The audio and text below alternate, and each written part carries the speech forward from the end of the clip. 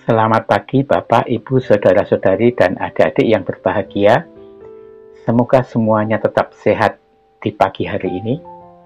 Selamat berjumpa kembali dengan program Satu Hati, Sapaan Tuhan Tiap Hari, edisi Rabu 10 November 2021. Untuk mengawali program Satu Hati ini, mari kita berdoa.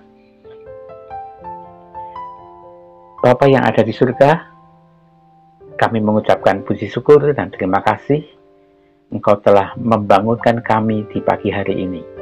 Bapa, untuk mengawali pagi hari ini, kami akan mendengarkan firman-Mu.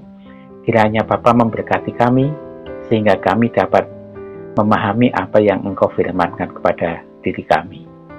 Dalam nama Tuhan Yesus, doa ini kami panjatkan. Amin.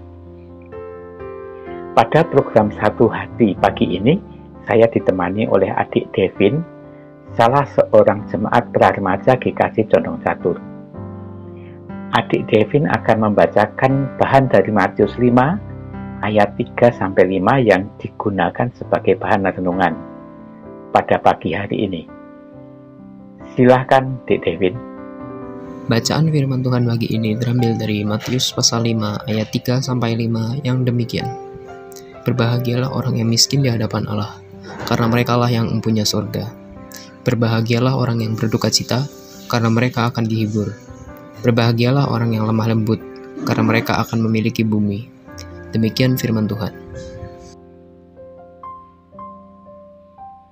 Terima kasih Dik Devin. Topik Satu Hati pagi hari ini adalah hidup bahagia di dalam Tuhan.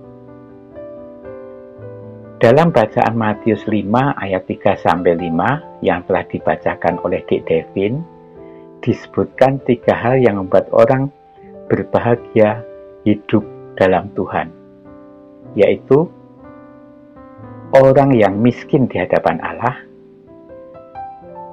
berduka cita, dan orang yang lemah lembut.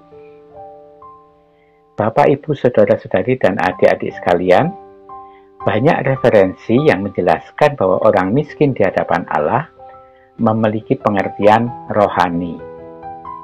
Kondisi miskin rohani ini bisa terjadi pada siapa saja, baik pada orang miskin maupun orang kaya secara materi.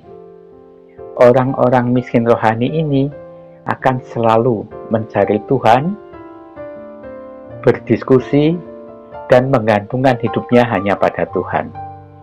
Oleh karena selalu berhubungan dengan Tuhan, maka orang-orang miskin rohani ini adalah pemilik kerajaan surga.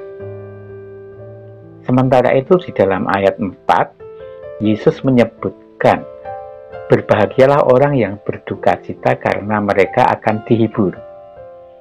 Duka cita yang dimaksud di sini adalah duka cita yang berkaitan dengan kesetiaan terhadap kehendak Allah. Walaupun sebagai orang Kristen yang telah diberi keselamatan, namun dalam kehidupan sehari-hari kita sering melakukan banyak kesalahan. Kekristenan kita itu yang membuat kita menyadari akan kesalahan-kesalahan yang kita perbuat, sehingga menyebabkan kita memiliki rasa bersalah, rasa berduka cita akan kesalahan yang kita buat. Kekristenan kita juga yang mendorong kita untuk selalu bertobat, untuk mendapatkan pengampunan.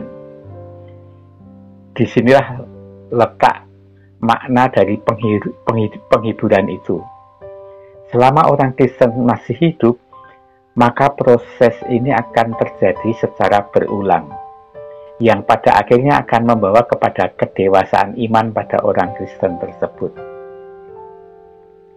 Istilah lemah lembut yang tertulis di ayat 5 diartikan sebagai hati yang bersedia menerima firman Tuhan dan melakukannya.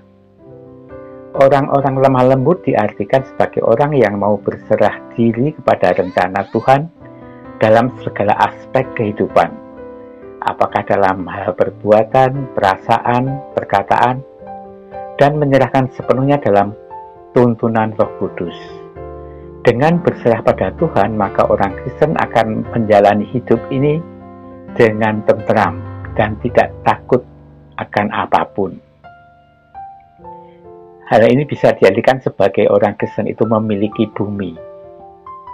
Bapak, Ibu, Saudara, dan adik-adik sekalian, Matius 5 ayat 3-5 ini memberi pengajaran yang penting bagi kita untuk hidup bahagia dalam Tuhan.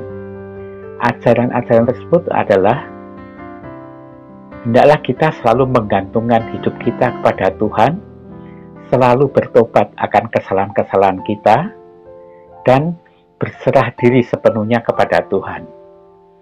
Semoga renungan pagi ini bisa memberi pedoman bagi kita agar kita bisa hidup berbahagia di dalam Tuhan. Amin. Mari kita berdoa. Tuhan, kami kembali menghadap kehadirat-Mu untuk mengucapkan puji syukur karena Engkau telah berfirman kepada kami di pagi hari ini. Kami memohon penyertaan-Mu Bapa agar kami selalu dapat hidup di bawah bimbingan-Mu, di bawah naungan-Mu, sehingga kami bisa merasakan hidup bahagia di dalam Tuhan. Terima kasih Tuhan atas penyertaan-Mu. Dalam nama Tuhan Yesus kami berdoa. Amin.